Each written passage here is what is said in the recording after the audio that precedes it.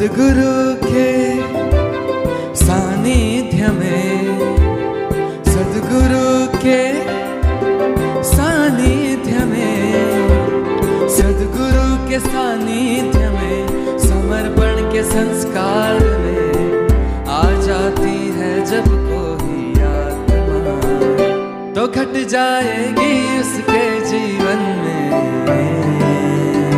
अनुभूतियाँ।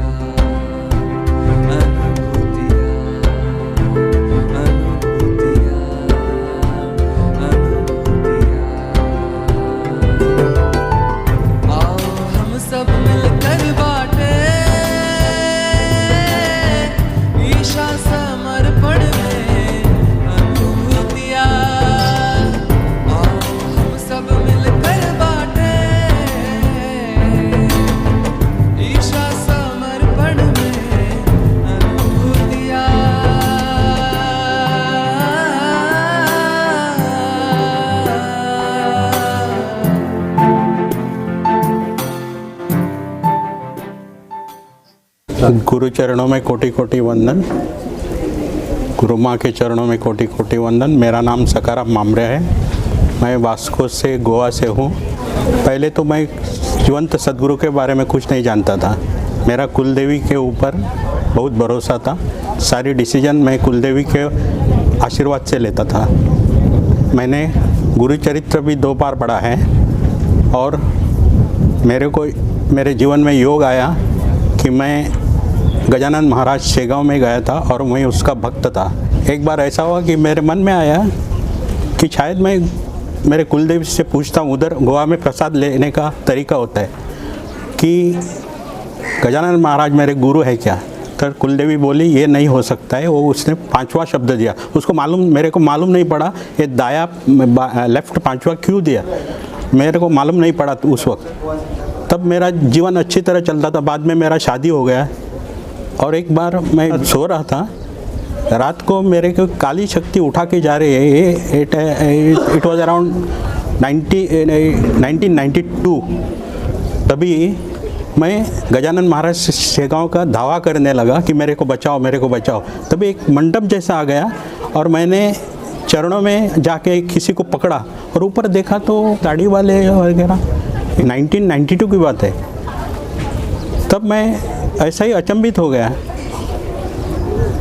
बाद में एक साधिका 2010 में मेरे को बोली कि शिव कृपानंद स्वामी जी आने वाले हैं परवरी के विट्ठल मंदिर में। तो मैं बोला ठीक, मैं आ रहा हूँ। मेरी गाड़ी है, उसको ड्राइवर को पकड़ा, मैं गाड़ी चलाने को नहीं जानता, ड्राइवर को पकड़ा और लेके गया। लेकिन वो थोड़ी रिमझिम बारिश हो रही थी और खचाखच भरा हुआ था पैक। मैं वापस आया, शायद मेरा योग नहीं था तब उस दिन।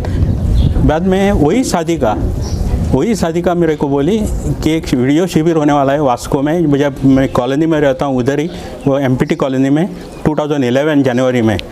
और जब मैं वो शिविर अजमेर का था, जब स्वामी जी ने प्रवेश किया मेरे रोम खुल गए। अरे ये तो मैंने देखा हुआ है सपने में। मैं तो अचंभित हो गया ये सुन के, ये देख के। और जो वो अजमेर शिविर में जो वो कहानियाँ बोल रहे थे, मेरे को पहले ही मालूम हो रहे थे स्वामी जी ये बोल रहे हैं, ये बोलना चाहते हैं, ये बोलना चाहते हैं। मैं तो कैसा हो सकता है ऐसा। और मैं तभी बहुत सिगरेट पीता था और बाद में अनुष्ठान चालू हुआ 45 डेज़ का। तो देखता था कि जब मैं ध्यान के लिए जाता था शाम को तो मेरी सिगार ज़्यादा होती थी, क्योंकि आधा घंटा तो मैं नहीं पी सकता था सिगरेट, तो मेरी ज़्यादा होती थी सिगरेट। स्वामी क्या बोल रहे हैं और होता क्या है।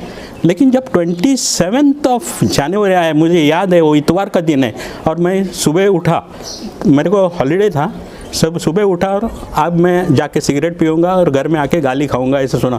लेकिन मैं दरवाज़ा खुला, एक पाँव बाहर निकाला और वो पाँव अंदर फिर लिया और दरवाज़ा बंद किया और जाके सो गया।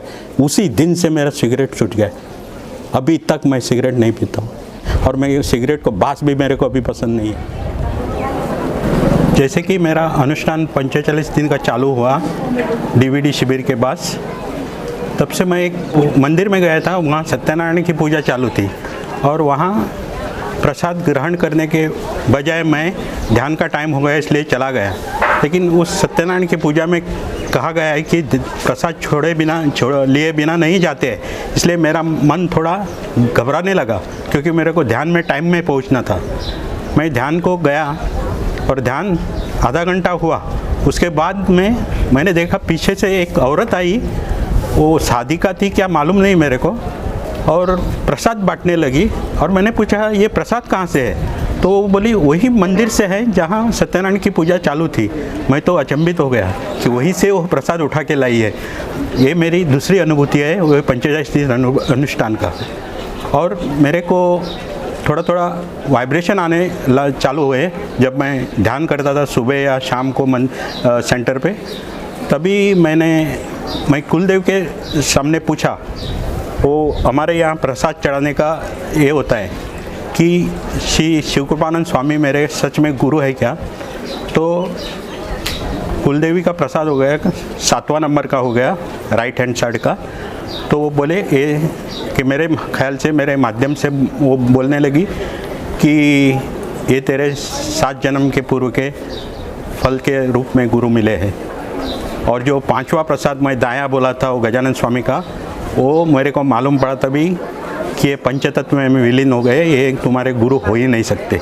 इसलिए वो मैंने उसको 5वां तत्व दिया था, वो लेफ्ट साइड का 5। इसी ये मुझे तभी मालूम हुआ। अभी मैं रेगुलर ध्यान करता हूँ और ध्यान के बाद मेरे को सहस्त्रार के ऊपर थोड़ा थोड़ा वाइब्रेशन आने चालू हुआ है, कभी कभी सुगंधित भी आता है। आज तो मैं 2017 में गुरु दीक्षा ली है कुंजड़े आश्रम में, और अभी सेकंड टाइम मैं इधर आ गया हूँ महाशिवरात्रि में।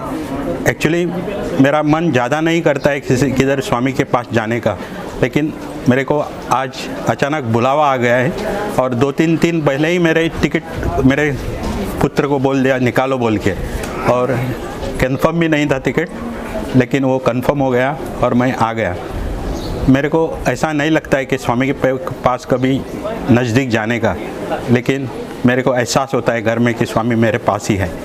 यही मेरे सब साधकों को विनती है कि कभी स्वामी के स्थूल रूप के शरीर के पास मत जाओ, वो सूक्ष्म में सभी आपके पास ही रहते हैं। ये मेरा निजी अनुभव है।